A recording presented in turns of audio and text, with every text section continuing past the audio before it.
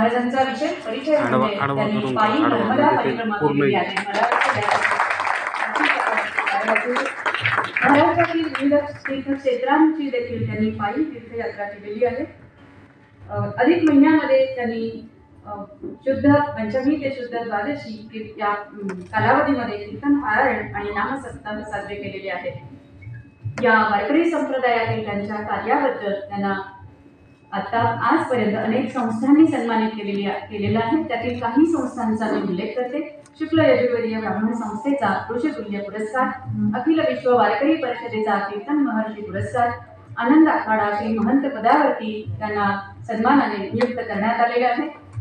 वारकरी साहित्य पुणे संस्थेतर्फे मराठी साहित्य परिषदेमध्ये त्यांना ग्रंथ अभ्यासक पुरस्कार देण्यात आलेला आहे आणि तापी परिसरामध्ये विशेष कार्याबद्दल त्यांना ऋषितुल्य पुरस्काराने त्यांचा सन्मान करण्यात आलेला आहे।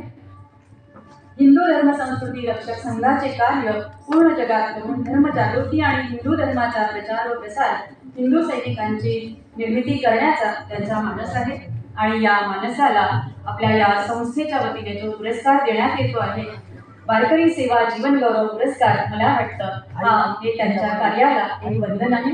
मी स्वामी अमृताश्रम महाराजांना विनंती करते की त्यांनी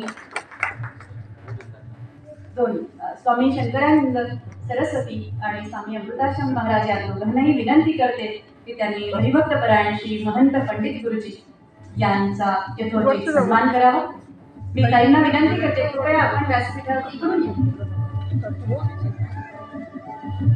कुंडली कवरदे हर श्री ज्ञानदेव तुकाराम पंढरीनाथ भगवान की जय, माऊली ज्ञानेश्वर महाराज की जय, जगद्गुरु तुकाराम महाराज की जय, सद्गुरु उद्धव महाराज की जय।